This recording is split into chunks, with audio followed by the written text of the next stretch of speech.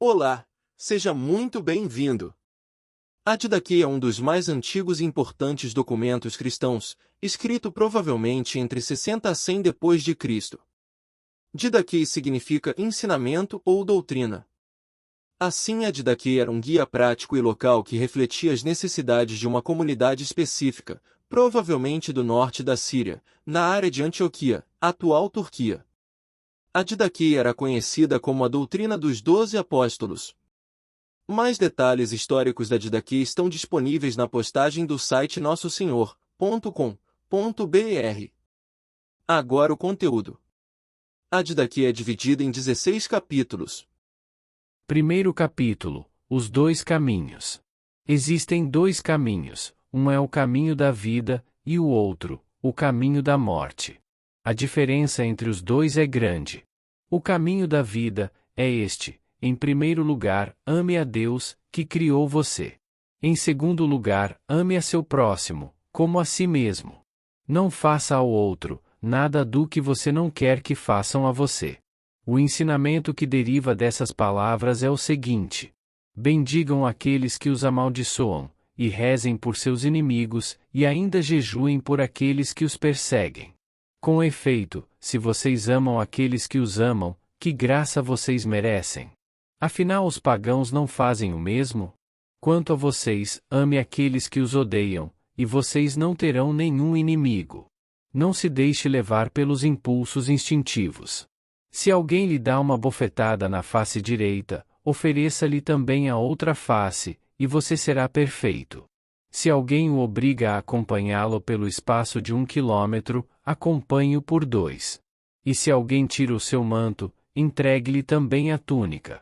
Se alguém toma alguma coisa que pertence a você, não a peça de volta, pois você não poderá fazer isso. Dê a quem pede a você, e não peça para devolver, porque o Pai quer que os seus bens sejam dados a todos. Feliz aquele que dá conforme o mandamento, porque será considerado inocente. E ai de quem recebe, se recebe por estar necessitado, será considerado inocente, mas se recebe sem ter necessidade, deverá prestar contas do motivo e da finalidade pelos quais recebeu. Será posto na prisão, e interrogado sobre o que fez, e daí não sairá até que tenha devolvido o último centavo. A esse respeito, também foi dito: que a sua esmola fique suando nas mãos, até que você saiba para quem a está dando. Segundo capítulo: Exigências do amor ao próximo. O segundo mandamento da instrução é este: não mate, não cometa adultério, não corrompa os jovens, não fornique. Não roube, não pratique magia e nem feitiçaria. Não mate a criança no seio de sua mãe, nem depois que ela tenha nascido. Não cobice os bens do próximo, não jure falso, nem preste falso testemunho. Não seja maledicente, nem vingativo. Não seja duplo no pensar e no falar, porque a duplicidade é armadilha mortal. Que a sua palavra não seja falsa ou vazia, mas se comprove na prática. Não seja avarento, nem ladrão, nem fingido, nem malicioso, nem soberbo. Não planeje o mal contra o seu próximo. Não odeie a ninguém, mas corrija uns, reze por outros, e ainda ame aos outros, mais do que a si mesmo. Terceiro capítulo: As raízes do mal e do bem.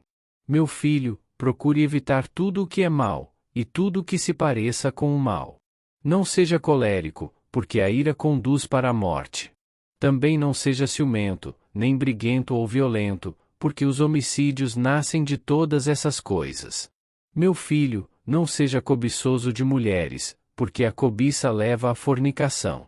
Evite falar obscenidades e olhar com malícia, pois os adultérios surgem de todas essas coisas. Meu filho, não seja dado à adivinhação, pois a adivinhação leva à idolatria. Também não pratique encantamentos, astrologia ou purificações, nem queira ver ou ouvir sobre essas coisas, pois de todas essas coisas provém a idolatria. Meu filho, não seja mentiroso, porque a mentira leva ao roubo. Não seja ávido de dinheiro, nem cobice a fama, porque os roubos nascem de todas essas coisas. Meu filho, não seja murmurador, porque a murmuração leva à blasfêmia. Não seja insolente, nem tenha mente perversa, pois as blasfêmias nascem de todas essas coisas. Seja manso, porque os mansos receberão a terra como herança. Seja paciente, misericordioso, sem maldade, tranquilo e bom, respeitando sempre as palavras que você tiver ouvido. Não se engrandeça a si mesmo, nem se entregue à insolência. Não se junte com os grandes, mas converse com os justos e pobres.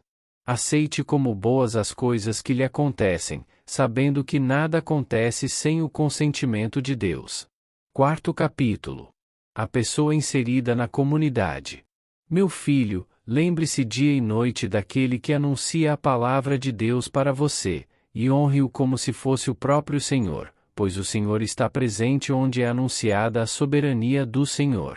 Procure estar todos os dias na companhia dos fiéis, para encontrar apoio nas palavras deles. Não provoque divisão. Pelo contrário, reconcilie aqueles que brigam entre si. Julgue de modo justo, corrigindo as culpas sem fazer diferença entre as pessoas. Não fique hesitando sobre o que vai ou não acontecer. Não seja como os que estendem a mão na hora de receber e a retiram na hora de dar. Se você ganha alguma coisa com o trabalho de suas mãos, ofereça-o como reparação por seus pecados. Não hesite em dar, nem dê reclamando, pois você sabe quem é o verdadeiro remunerador da sua recompensa. Não rejeite o necessitado. Reparta tudo com o seu irmão, e não diga que são coisas suas. Se vocês estão unidos nas coisas que não morrem, tanto mais nas coisas perecíveis. Não se descuide de seu filho ou de sua filha, pelo contrário, instrua-os desde a infância no temor de Deus. Não dê ordens com rudeza ao seu servo ou à sua serva, pois eles esperam no mesmo Deus que você, para que não percam o temor de Deus, que está acima de uns e outros. Com efeito, ele não virá chamar a pessoa pela aparência, mas aqueles que o Espírito preparou.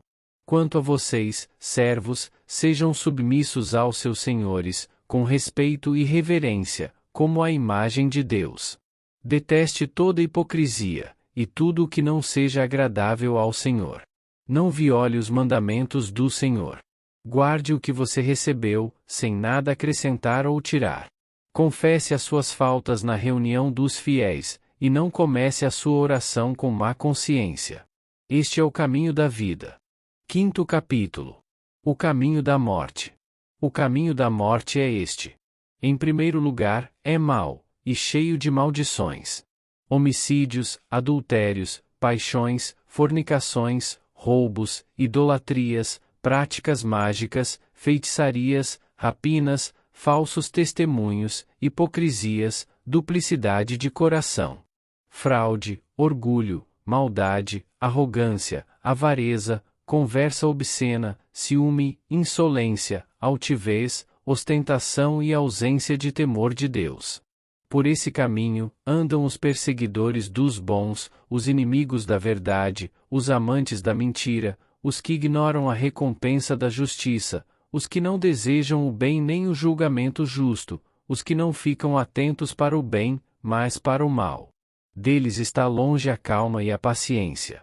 São amantes das coisas vãs, ávidos de recompensas, não se compadecem do pobre, não se importam com os atribulados, não reconhecem o seu Criador.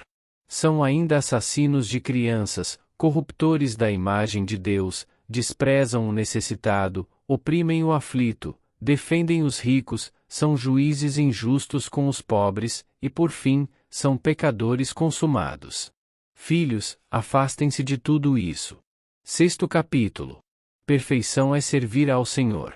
Fique atento para que ninguém o afaste deste caminho da instrução, porque ensinaria a você coisas que não pertencem a Deus. Se puder carregar todo o jugo do Senhor, você será perfeito. Se isso não for possível, faça o que puder. Quanto à comida, observe o que você puder.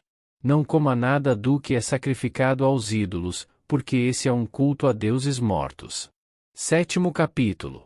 Celebração da vida, o batismo. Quanto ao batismo, procedam assim. Depois de ditas todas essas coisas, batizem em água corrente, em nome do Pai, e do Filho, e do Espírito Santo. Se você não tem água corrente, batize em outra água. Se não puder batizar em água fria, faça-o em água quente. Na falta de uma e outra, derrame 3 vezes água sobre a cabeça, em nome do Pai e do Filho e do Espírito Santo. Antes do batismo, tanto aquele que batiza, como aquele que vai ser batizado, e se outros puderem também, observem o jejum. Aquele que vai ser batizado, você deverá ordenar jejum de 1 ou 2 dias. 8º capítulo. O jejum e a oração. Que os jejuns de vocês não coincidam com os jejuns dos hipócritas. Eles jejuam no 2º e no 5º dia da semana. Mas vocês jejuem no 4º dia, e no dia da preparação. Não rezem como os hipócritas, mas como o Senhor ordenou no seu Evangelho. Rezem assim: Pai nosso que estás no céu. Santificado seja o teu nome. Venha o teu reino. Seja feita a tua vontade, assim na terra como no céu. Dai-nos hoje o pão nosso de cada dia. Perdoa a nossa dívida, assim como também nós perdoamos aos nossos devedores. E não nos deixes cair em tentação, mas livrai-nos do mal. Pois é de Deus o poder e a glória pelos séculos. Rezem assim 3 vezes por dia. 9º capítulo. A celebração eucarística. Celebrem a Eucaristia, desta maneira. Digam primeiro sobre o cálice. Nós te agradecemos, Pai nosso, por causa da santa vinha do teu servo Davi, que nos revelaste por meio do teu servo Jesus. A ti a glória para sempre. Depois digam sobre o pão partido. Nós te agradecemos, Pai nosso, por causa da vida e do conhecimento que nos revelaste por meio do teu servo Jesus. A ti a glória para sempre. Do mesmo modo, como este pão partido tinha sido semeado sobre as colinas, e depois recolhido para se tornar um. Assim também a tua igreja seja reunida desde os confins da terra, no teu reino.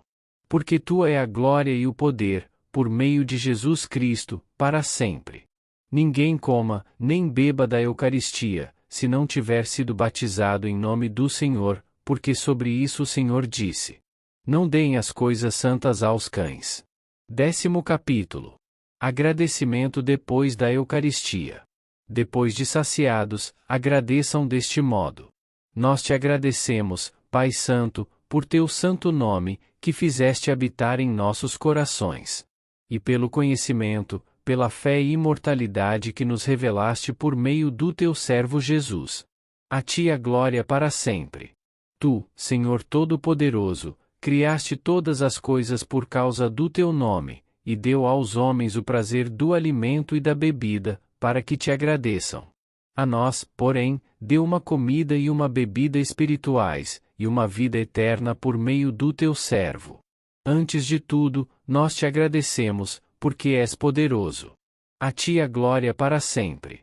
Lembra-te, Senhor, da tua igreja, livrando de todo o mal, e aperfeiçoando no teu amor. Reúne dos 4 ventos esta igreja santificada para o teu reino que lhe preparaste, porque do Senhor Deus é o poder e a glória para sempre. Que a tua graça venha, e este mundo passe. Hosana ao Deus de Davi. Quem é fiel, que venha. E quem não é fiel, converta-se. Maranatá. Amém. Deixem os profetas agradecer à vontade. 11º capítulo. Verdadeiros e falsos pregadores. Se alguém vier até vocês, ensinando tudo o que foi dito antes, então deve ser acolhido. Mas se aquele que ensina for perverso e expor outra doutrina para destruir, não lhe dê atenção. Mas se ele ensina para estabelecer a justiça e o conhecimento do Senhor, vocês devem acolhê-lo como se fosse o Senhor.